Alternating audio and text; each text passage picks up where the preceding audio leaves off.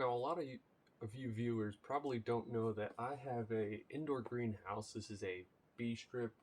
This is a Bstrip Indoor Greenhouse. You can find them on Amazon for like $98 to $120, I think it is. Now, I have this just so I can mostly have houseplants in here in the winter. It's also kind of a propagation station, especially in the wintertime. I'll have a lot of native plants in here that I can propagate throughout the wintertime. Specifically Monardas I've done in here. This is the second fall that I've had it, I believe.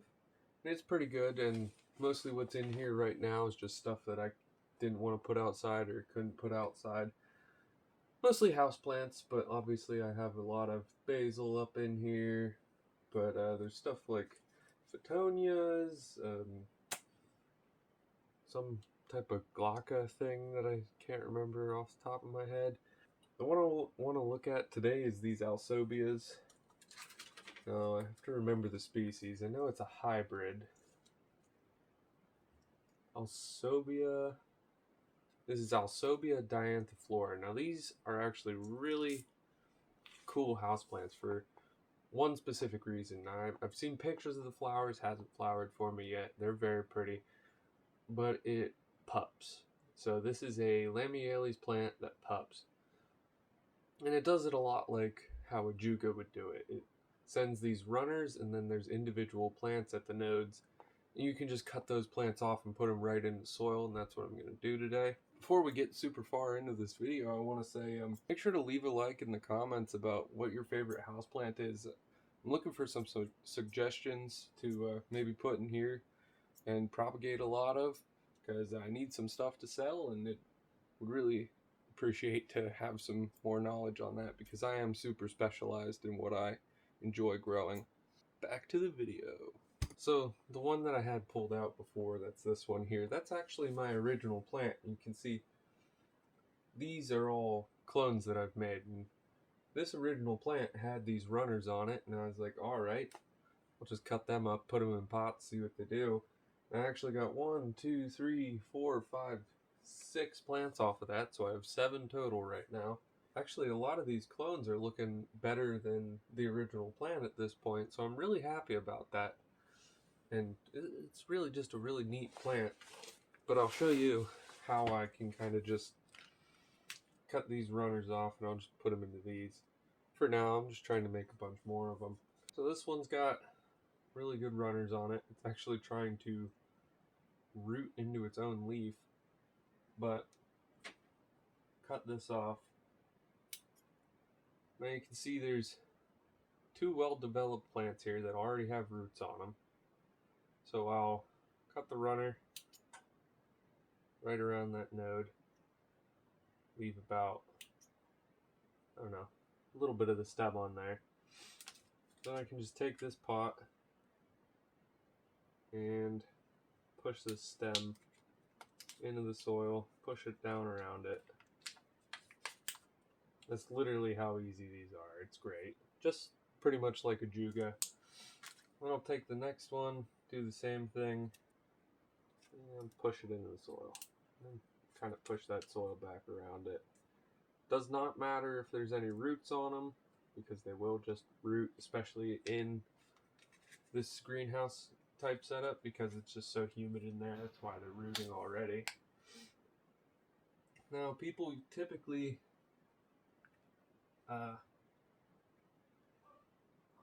will typically use this as kind of like an indoor container hanging plant. And I'd like to get some to do that for me as well. But I don't have the space to have one of those right now, and to actually have one outside that needs to come in, I have to find a place to put that. Just as simple as take a node that has a developing plant on it, stick it in the soil, kind of like African violets. But yeah, that's just a little pot of them. And then I can take this pump sprayer. That's what I use to water this. Got it for like $15 at Walmart, I think. And I can just water these in.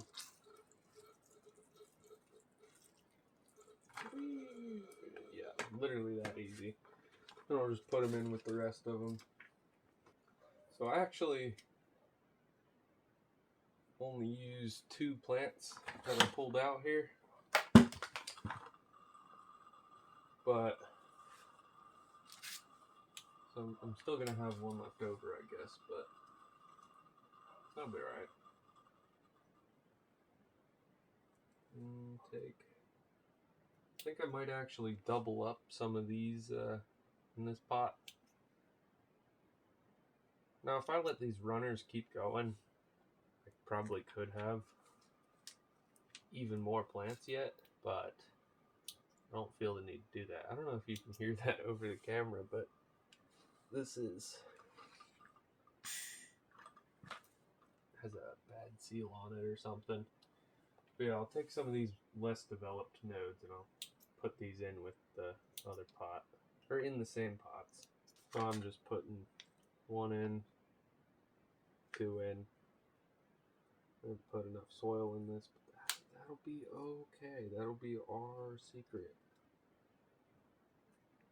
All of you people that might see this, all 12 of you, that'll be our secret. So yeah, don't think I don't see you out there. I don't know where those 12 views keep coming from, but I really appreciate them. On my longer form videos. Yeah, honestly, I'm going to take both of these nodes.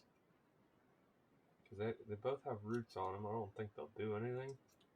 Because they're so small. Literally tiny. But I'll just pop them on top of the soil.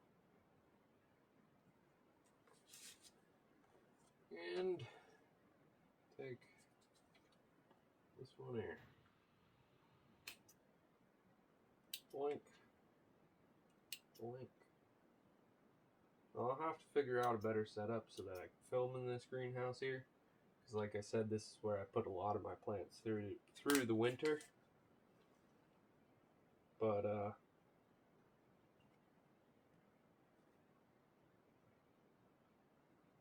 expect to see a lot more greenhouse work as it's getting colder. So yeah,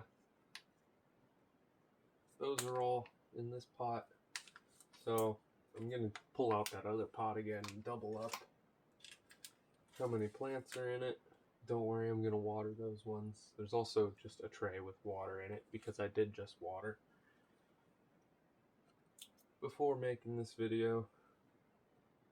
Little node has a root on it. Big node has a plant on it.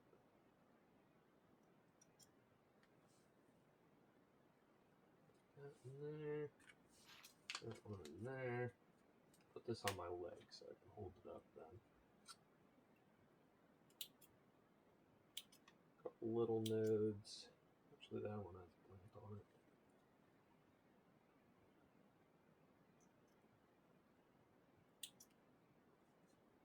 And pop it in there.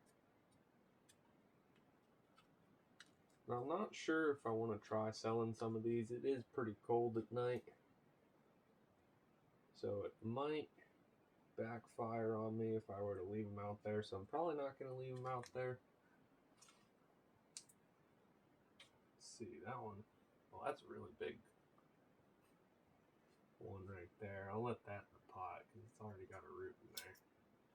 I'll take this one. I can take the little nodes from that.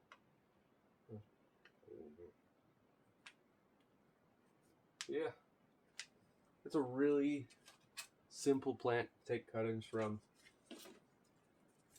And it's one that I really like the look of.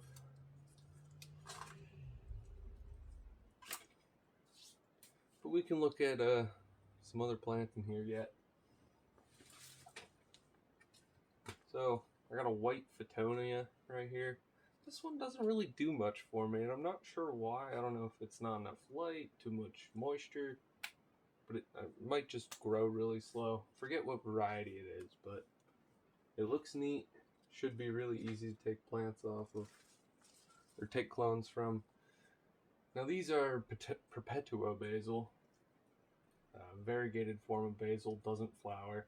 I can never get it to survive outside for some reason, so they're just all in the greenhouse. I got 6, 7, 8, I got 8 of these. I water propagate these. And I don't even know if you can see this up here.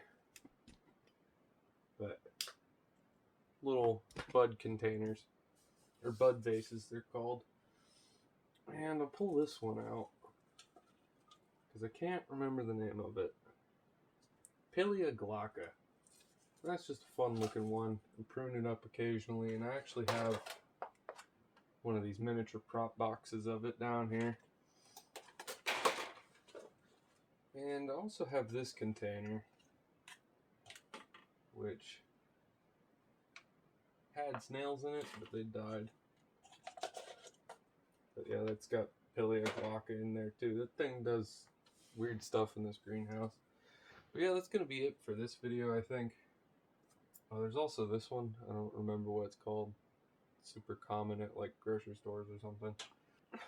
But yeah, that's going to be it for this one. Thank you for watching.